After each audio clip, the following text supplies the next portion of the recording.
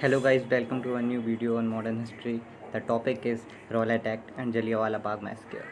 So let's discuss about our topics. We start with the Rowlatt Act. Rowlatt Act क्या था?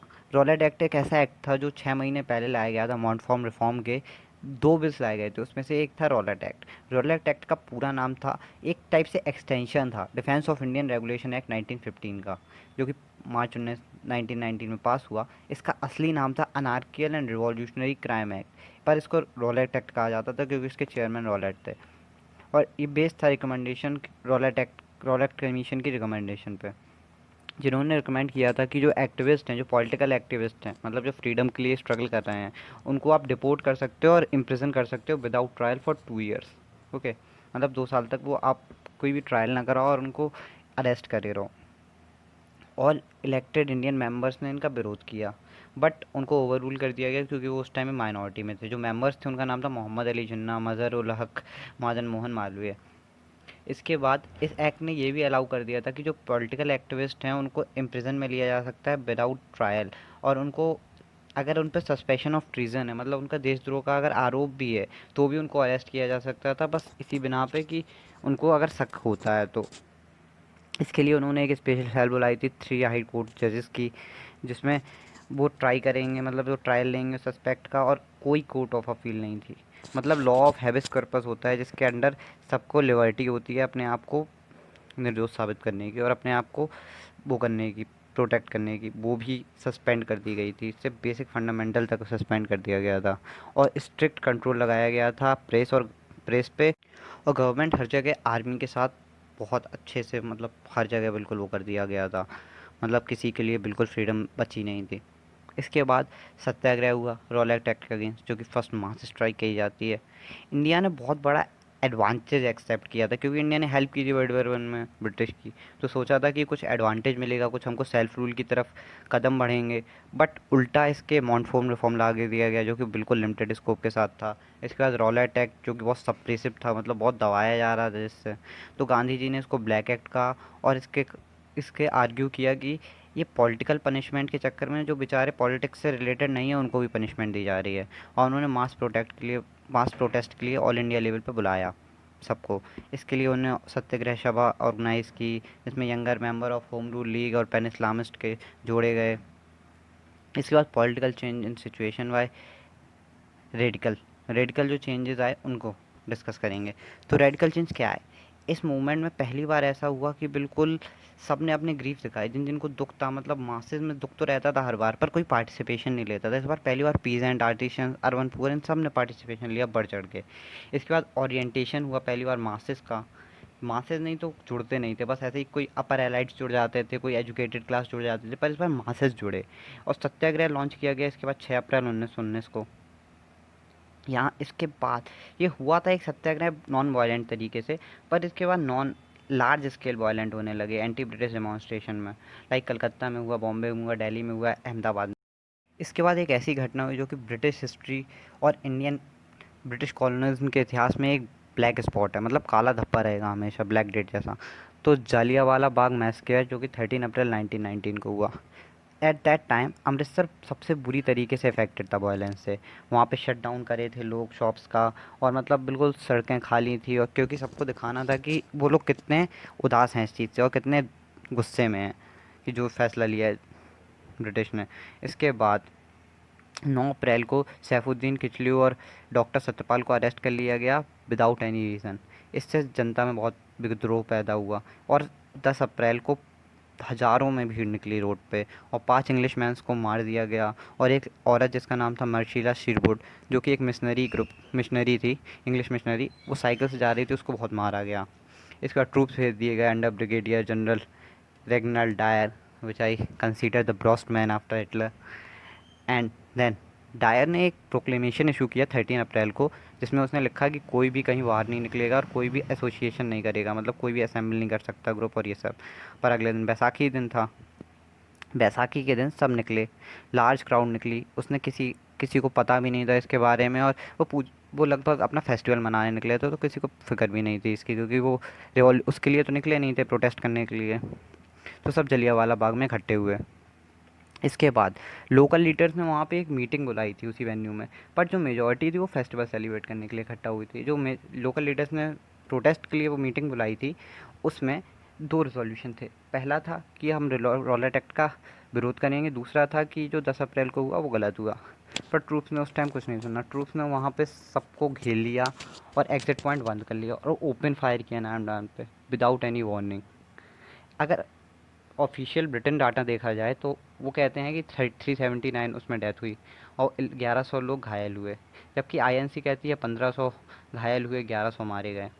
But अगर हम bullets का data देखें तो 1650 बुलेट्स फायर हुई थी। आप समझ सकते हो 1650 तो quite a big number for innocent people, मतलब जिनका कोई काम भी नहीं था, जो किसी उस उद्देश्य से गए भी नहीं थे। ये घटना बहुत डराने वाली थी। इसके बाद आरएनटी ने अपना, इस घटना के बाद रविन्द्रनाथ टैगोर ने अपना नाइटहुड की पदवी छोड़ दी, गांधी जी ने अपनी केसर हिंद की पदवी छोड़ दी और गांधी जी ने विड्रॉ कर लिया मूवमेंट 18 अप्रैल 1919 को। इसके बाद गांधी जी को ये एहसास हुआ कि हमें सेल्फ रूल की नहीं, हमें टोटल इंडिपेंडेंस की ज़रूरत है, क्योंकि मोरली बहुत बुरा कर रहे हैं, मतलब ये कहीं भी गोली चला दे रहे हैं। इससे बहुत खौफ का माहौल बन गया था इंडिया में। इसी से नॉन कॉरपोरेशन मूवमेंट की बिगनिंग हुई, मतलब एक फाउंडेशन रखी गई। उस टाइम भगत सिंह की एज 11 साल थी और ऊधम सिंह जिन्होंने उसको मारा, माइकल ओडॉयर को, उनका पूरा नाम था राम मोहम्मद सिंह आज़ाद। उनको 1940 में फांसी दे दी गई और उनकी अस्थियां एशेस इंडिया रिटर्न की गई 1974 में, 34 ईयर्स बाद। इसके बाद इस सब वायलेंट के लिए, जलियांवाला मास्कर और बहुत सी जो घटनाएं हुई थी, उनके लिए एक कमेटी बैठाई गई जिसका नाम रखा गया हंटर कमेटी फॉर इंक्वायरी। ठीक है, अब हम इसके बारे में पढ़ेंगे। इसमें इसको बुलाया था जो इस टाइम सेक्रेटरी थे स्टेट ऑफ इंडिया के, मॉन्टेग्यू, उन्होंने बुलाया था। ये अपॉइंट हुई अक्टूबर 14 1919 में और इसका नाम था डिसऑर्डर इंक्वायरी कमेटी। इसके चेयरमैन का नाम था लॉर्ड विलियम हंटर, इसलिए इसको अपन बोलते हैं हंटर कमेटी। ठीक है, वो जो लॉर्ड विलियम हंटर थे वो थे farmer socio general for Scotland, senator of college of justice, जो कॉलेज ऑफ जस्टिस थे उसके सीनेटर थे स्कॉटलैंड के। ठीक है, और इसमें इंडियन मेंबर्स जो थे वो थे सर चिमनलाल हरीलाल, सेटलवुड जो कि वाइस चांसलर थे बॉम्बे यूनिवर्सिटी के, पंडित जगन नारायण जो कि लॉयर थे और मेंबर थे लेजिस्लेटिव काउंसिल के यूपी के, सरदार सुल्तान अहमद खान ग्वालियर के। और इसका पर्पस ये था कि इन्वेस्टिगेट करना था कि जो बॉम्बे, दिल्ली, पंजाब में हुआ, जो जलियांवाला का बाग मैसेकर हुआ, ये सही था कि गलत था, मतलब इसमें क्या किसकी गलती थी। फिर आप मीटिंग हुई 29 अक्टूबर को। The committee take statements in नवंबर को। डायर को बुलाया गया कमिटी के सामने और डायर इतना कॉन्फिडेंट था, इतनी गलत चीज़ें करने के बाद भी उसने कहा कि ये उसकी ड्यूटी थी, उसने कुछ गलत नहीं किया और ये उसकी सिर्फ ड्यूटी उसने अपनी पूरी की। उसने कहा कि उसका मन सिर्फ टेरर बनाना था और मोराल उनका डाउन करना था, जो रेबल्स हैं, जो विद्रोह कर रहे हैं, उनका मोराल डाउन करने के लिए उसने ये किया। और उसने कहा कि उसने बाउंडेड को उठाने तक की कोशिश नहीं की, मतलब ह्यूमैनिटी को बिल्कुल तार करके रख दिया उसने। एक ह्यूमन होता है तो ह्यूमैनिटी के खातिर ये करता है कि एक एफर्ट करता है कि कोई घायल है तो उसकी बाद में मदद कर दे। बट उसने कहा कि मैंने कोई घायलों की मदद करने की नहीं सोची, क्योंकि वो उसका जॉब का पार्ट नहीं था। इसके बाद हम लोग आते हैं रिपोर्ट पे। तो रिपोर्ट में कहा गया कि जो फायर की गई वो गलत थी, वो थोड़ा मिसअंडरस्टैंडिंग की वजह से हो गई।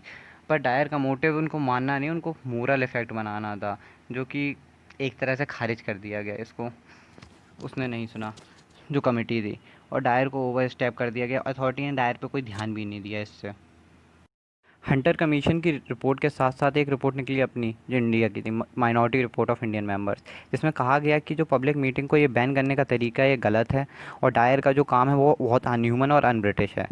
तो इससे हंटर कमेटी ने कोई भी एक्शन नहीं लिया था, तो इसके खिलाफ भी वो लोग बहुत गुस्से में थे, क्योंकि डायर के जो एक्शन थे वो सुपीरियर से प्रोटेक्टेड थे, मतलब उसके पीछे बहुत बड़े बड़े हाथ थे। बाद में उसको आर्मी काउंसिल की ओर से सस्पेंड और वो सब जो किया गया उसकी प्रोसीडिंग, उसके बारे में हम बाद में अभी आगे बात करेंगे। हंटर कमेटी आने से पहले एक बहुत ही अजीब टाइप का एक्ट लगाया गया था जिसका नाम था इंडेमिनिटी एक्ट। इससे वो प्रोटेक्ट करता था जो उसके ऑफिसर्स थे उनको, लगभग मतलब उनके किसी भी ऑफिसर्स को आप कोई भी सज़ा नहीं दे सकते थे उस एक्ट के अंडर। उन जो भी राइट्स थे वो ब्रिटिश के अंडर थे, आप इंडिया में उनको कोई सज़ा नहीं दे सकते थे। इसलिए इसको वाइट वॉशिंग बिल भी कहा गया मोतीलाल नेहरू और बहुत से मेंबर्स के द्वारा।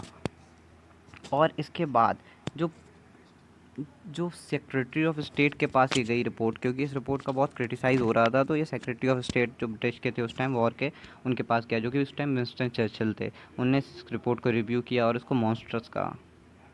और पीएम जो थे उस टाइम एचएच थे, उसने इसको सबसे गंदा आउटरेज कहा पूरे अपने इतिहास का। ऐसे ब्रिटिश के इतिहास में इससे बुरी घटना कुछ नहीं हो सकती थी जो ब्रिटिश ने की हो। इसके बाद कैबिनेट भी इससे एग्री था कि चर्चिल से कि डायर बहुत ख़तरनाक आदमी है और उसको बाद में अलाउ नहीं करना चाहिए उसके पोस्ट में। इसलिए उसको डिसमिस कर दिया गया मार्च 2020 को बाय आर्मी काउंसिल। मतलब हंटर कमेटी सिर्फ नाम की थी, आर्मी काउंसिल ने जो उस पर एक्शन लिया मार्च 1920 में, उससे वो डिसमिस किया गया।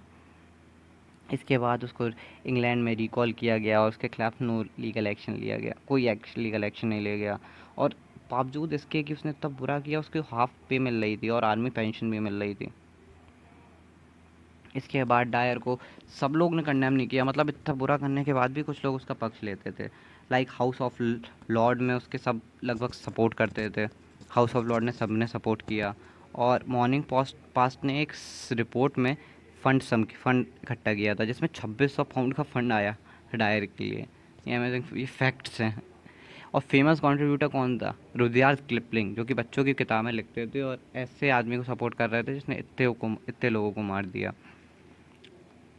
और बहुत स्ट्रेंज चीज़ है कि जो गोल्डन टेम्पल के क्लर्जी थे अरुण सिंह, उन्होंने उसको सिख की पदवी दे के सम्मानित किया था।